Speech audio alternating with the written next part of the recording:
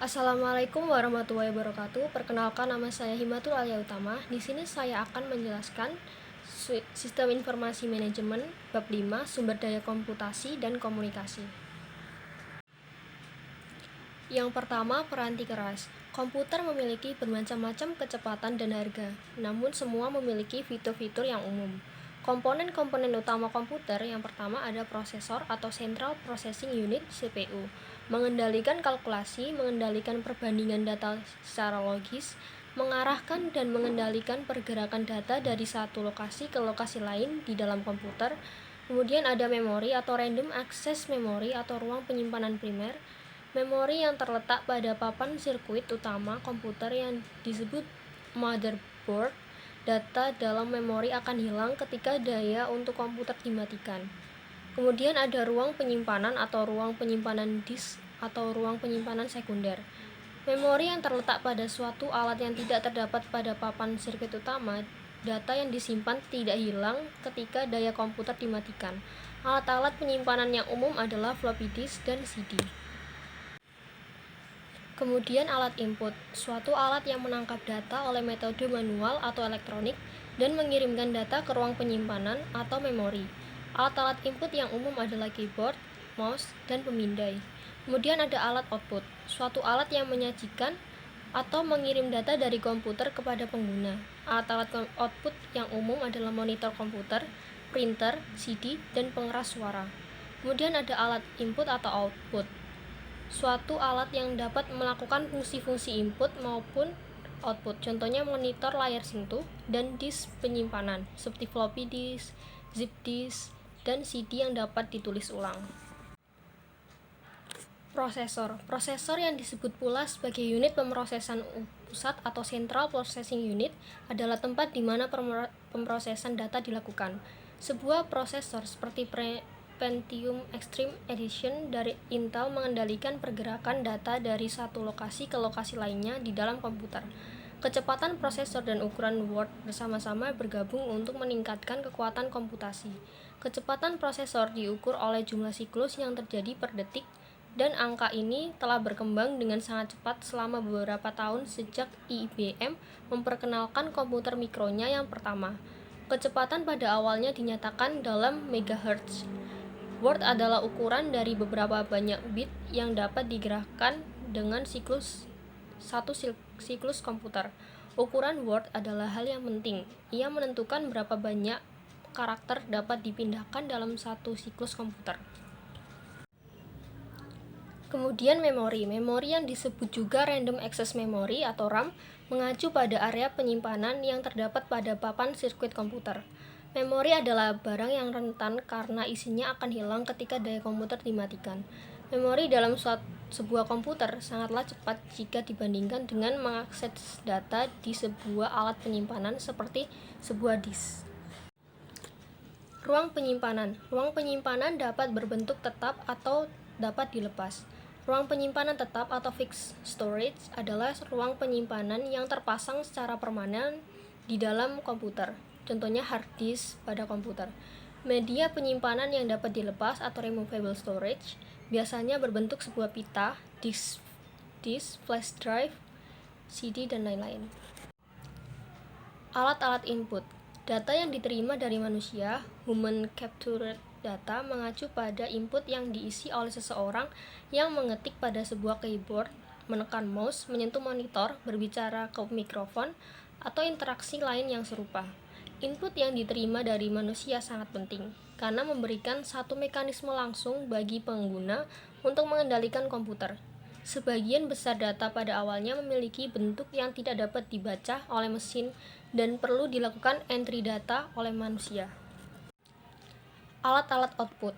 Dua alat output yang paling dikenal adalah layar komputer yang terkadang disebut monitor dan printer. Meskipun konsep kantor tanpa kertas telah mendapat banyak perhatian, hasil output cetakan tetap merupakan fakta dari komputasi. Multimedia. Evolusi utama alat input dan output adalah menuju ke arah multimedia. Penggunaan lebih dari satu media pada saat yang sama. Sebagai contoh, informasi dalam bentuk teks dapat diproyeksikan ke layar komputer dengan disertai oleh satu gambar atau video. Pengguna tidak hanya mengetikkan perintah, mereka menggunakan alat petunjuk seperti mouse dan berbicara ke mikrofon atau memilih ikon selanjutnya, menyebabkan komputer beroperasi pada layar pesan. Sentuhan keyboard atau mouse, input lisan, tampilan gambar di layar, dan suara dari pengeras suara bersama-sama akan memberikan beragam kemungkinan input dan output. Alat-alat komputasi pribadi. Ada 3 alat-alat komputasi pribadi. Yang pertama adalah telepon seluler dengan pesan dan video interaktif. Kedua adalah telepon seluler cerdas dan jaringan rumah. Keamanan komputasi rumah. 3 aspek keamanan memiliki arti penting bagi komputer mikro yang digunakan. Yang pertama ada update sistem operasi, virus, dan spyware. Peranti lunak. Peranti lunak dibagi menjadi 2, yaitu peranti lunak sistem dan peranti lunak aplikasi. Peranti lunak sistem dibutuhkan untuk menggunakan komputer, sedangkan peranti lunak aplikasi untuk memproses data pengguna. Peranti lunak sistem atau sistem software. Peranti lunak sistem atau yang disebut juga peranti lunak sistem operasi menjalankan tugas-tugas mendasar yang dibutuhkan oleh seluruh pengguna dari satu komputer tertentu. Tugas-tugas ini berhubungan dengan peranti keras dan bukan dengan aplikasi yang dikerjakan oleh perusahaan atau pengguna. Peranti lunak aplikasi. Peranti lunak aplikasi siap pakai atau pre-written application software atau kadang-kadang disebut peranti lunak off the shelf, diproduksi oleh pemasok dan dijual kepada pengguna. Pengguna hanya perlu menginstal peranti lunak di peranti keras mereka dengan sedikit atau tanpa modifikasi agar dapat mempergunakannya. Peranti lunak ini biasanya memperkenankan pengguna untuk melakukan penyesuaian-penyesuaian kecil guna menyesuaikan terhadap kebutuhan-kebutuhan khusus yang mungkin mereka miliki. Keuntungan penting peranti lunak siap pakai. Yang pertama adalah peranti lunak siap pakai telah langsung tersedia. Bisnis tidak harus menunggu programmer mengembangkannya selama 6 bulan. Peranti lunak siap pakai lebih murah daripada peranti lunak khusus. Peranti lunak aplikasi khusus. Terkadang sebuah organisasi memiliki operasi yang unik. Dalam kasus-kasus seperti ini, bisnis mungkin memiliki programmer atau sekelompok programmer konsultannya sendiri yang menulis peranti lunak kebutuhannya. Peranti lunak seperti ini disebut juga custom application software. Peranti lunak yang ditulis oleh pengguna. Pengguna akhir membuat peranti lunak aplikasi dalam jumlah signifikan yang dapat mereka pergunakan dalam tugas pekerjaannya. Faktor yang membuat pengguna akhir membuat aplikasi mereka sendiri adalah kecepatan kapan aplikasi tersebut dibutuhkan, tingkat kerumitan aplikasi, dan kemudahan penggunaan paket peranti lunak. Peranan peranti lunak yang mudah digunakan pengguna. Peranti lunak komputer yang sederhana dan penggunaannya intuitif seringkali dikatakan mudah digunakan pengguna atau user-friendly. Karakteristik aplikasi yang mudah digunakan. Yang pertama adalah dialog yang dipandu untuk mengarahkan pengguna sehubungan dengan data apa yang dibutuhkan, format data yang diminta, dan masalah-masalah lain yang serupa. Kemudian ada menu daftar perintah dengan langkah-langkah yang ditampilkan ke bawah dan ikon. Banyak cara untuk menyelesaikan tugas yang sama memberikan panduan kepada pengguna yang masih awam, sekaligus pada waktu yang bersamaan memungkinkan lebih banyak pengguna yang mahir mengambil jalan singkat untuk menyelesaikan tugas. Kemudian pola dan formulir-formulir isian. Bantuan yang sensitif pada konteks. Informasi yang membantu hendaknya diberikan pada titik tertentu di mana pengguna mengalami kesulitan, yang membutuhkan program komputer untuk tetap melacak pada bagian aplikasi sebelah mana permintaan spesifik pengguna berasal. Antarmuka berbentuk grafis dengan menggunakan simbol-simbol terstandarisasi. Pengguna hendaknya tidak diharapkan untuk mempelajari ikon-ikon baru ketika setiap aplikasi ditulis. Harus terdapat standarisasi dalam arti dan penggunaan ikon serta lokasinya pada antarmuka di antara berbagai jenis aplikasi. Komunikasi. Kecepatan transmisi data antar komputer yang berlangsung melalui sistem telepon publik seringkali lebih lambat dari ketika komputer tersambung melalui jaringannya sendiri. Alasannya adalah karena protokol untuk komunikasi sistem telepon publik dirancang untuk komunikasi suara dan kualitas serta kecepatan saluran komunikasi ini tidak harus tinggi. Protokol adalah spesifikasi dalam pemformatan data yang akan ditransfer di antara peralatan komunikasi. Koneksi publik. Seseorang yang menggunakan sistem telepon tetap dapat memahami komunikasi bahkan ketika saluran tersebut memiliki suara statis atau suara berdengung. Sedangkan komputer membutuhkan koneksi yang sangat diandalkan. Protokol-protokol untuk sistem telepon publik dirancang untuk memenuhi kriteria minimum transmisi suara, transmisi analog bermutu rendah. Koneksi sambungan ke internet antara lain modem telepon dengan kecepatan 56 kbps, alat untuk menghubungkan komputer melalui saluran telepon standar. Kemudian ada modem kabel atau dengan kecepatan 2 mbps, alat yang menghubungkan ke kabel koaksial yang diberikan oleh penyedia layanan TV kabel ke sebuah komputer untuk mendapatkan akses internet. Kecepatan modem ini sangat bervariasi dengan kecepatan 2 mbps sebagai kecepatan yang seringkali dipublikasikan dalam iklan-iklan penyedia layanan TV kabel. Namun, 11 mbps adalah kemampuan dari sebagian besar modem kabel yang tersedia saat ini. Meskipun penyedia layanan biasanya membatasi hingga 2 mbps dan kadang 512 kbps saja. Kemudian koneksi jaringan layanan digital terintegrasi dengan kecepatan 128 kbps hingga 1,5 mbps. Sebuah koneksi dengan menggunakan saluran telepon standar sebagai saluran terpisah yang masing-masing berkomunikasi pada kecepatan 64 kbps. Saluran-saluran ini digabungkan sehingga gabungan dasar dari dua saluran akan menghasilkan kecepatan komunikasi sebesar 128 kbps. Gabungan yang paling sering adalah 23 saluran yang menghasilkan kecepatan komunikasi sebesar 1,5 mbps. Kemudian ada koneksi saluran berlangganan digital dengan kecepatan 32 mbps. Teknologi yang serupa dengan ISDN tetapi lebih canggih dalam mengambil keuntungan dari kemampuan kecepatan berkomunikasi saluran telepon. Versi yang lebih baru, XDSL, dapat mencapai kecepatan hingga 52 mbps. Kemudian ada saluran pribadi. Saluran pribadi atau private line adalah suatu sirkuit yang selalu terbuka untuk lalu lintas komunikasi Anda. Istilah-istilah saluran sewaan dan saluran khusus juga dipergunakan. Saluran pribadi yang ditujukan untuk Anda digunakan disediakan oleh penyedia layanan yang umum, yaitu perusahaan telepon. Dua jenis saluran pribadi yang populer, saluran T1 dan T3. Saluran T1 terkadang disebut kanal T1, memiliki kecepatan maksimum sedikit di atas 1,5 mbps. Saluran T3 dapat mentransfer data pada kecepatan 43 mbps. Saluran T1 dan T3 sebenarnya merupakan kumpulan dari koneksi 64 kbps. Jaringan pribadi maya atau virtual private networks. Saluran pribadi mahal biayanya, paling tidak jika dibandingkan dengan koneksi internet. Saluran pribadi lebih aman karena data organisasi Anda adalah satu-satunya data yang berada pada saluran komunikasi. Saluran pribadi juga lebih tinggi. Ini disebabkan oleh adanya fakta bahwa adanya kebenaran pesan yang dikirim menggunakan internet akan diperiksa pada beberapa titik ketika peralatan melewatkan pesan melalui jaringan. Bagaimana cara dapat menikmati keamanan dan kecepatan saluran pribadi namun tetap dapat mempergunakan jaringan internet yang berbiaya rendah? Jawabannya adalah menggunakan VPN.